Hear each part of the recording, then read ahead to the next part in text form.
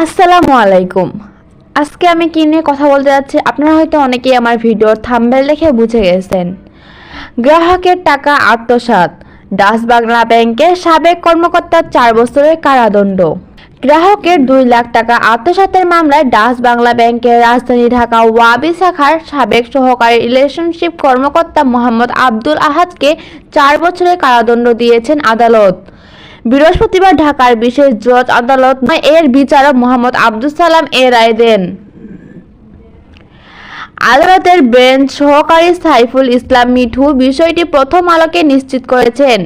তিনি বলেন, মোহাম্মদ আব্দুল আহাদের বিরুদ্ধে দণ্ডবিধি 409, 468 ও 47 ধারার পাশাপাশি দুর্নীতি প্রতিরোধ আইনের 5 ধারার অভিযোগ প্রমাণিত হয়েছে। প্রতিটি ধারায় তাকে 1 বছর করে কারাদণ্ড দেওয়া হয়েছে। দণ্ডগুলো একত্রে কার্যকর হবে। পাশাপাশি তাকে 2,50,000 টাকা জরিমানা করা হয়েছে। মামলার এজাহার সূত্রে জানা যায়, সাইমা বেগম ডাচ বাংলা ব্যাংকের ওয়ারি শাখায় 6 মাস এফডিআর হিসাব খোলেন এবং সেখানে 4 লাখ টাকা জমা করেন। 2020 সালের 26 জানুয়ারি মেয়াদ শেষে ওই টাকা উত্তোলন করে পুনরায় 2 লাখ টাকা জমা দেওয়ার জন্য তিনি আব্দুল আহাদের কাছে দেন।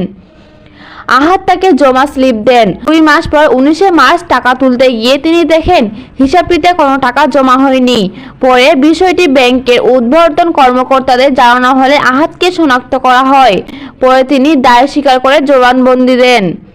2022 সালের 24 জানুয়ারি দুদকের সহকারী পরিচালক মানসী বিশ্বাস করেন। তদন্ত শেষে 2023 সালের 14 মে অভিযোগপত্র দাখিল করেন দুদকের তদন্ত কর্মকর্তা। এই নিউজটি করেছে প্রথম আলো। গুরুত্বপূর্ণ আপডেটগুলো পেতে আমাদের চ্যানেলটি এখনই সাবস্ক্রাইব করে রাখুন। ধন্যবাদ।